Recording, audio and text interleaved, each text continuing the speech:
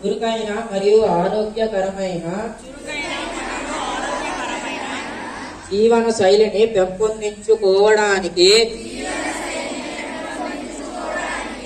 నా ఫిట్నెస్ మరియు ఆరోగ్యం కోసం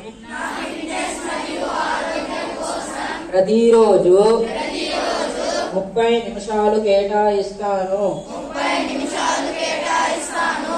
నా కుటుంబ సభ్యులు,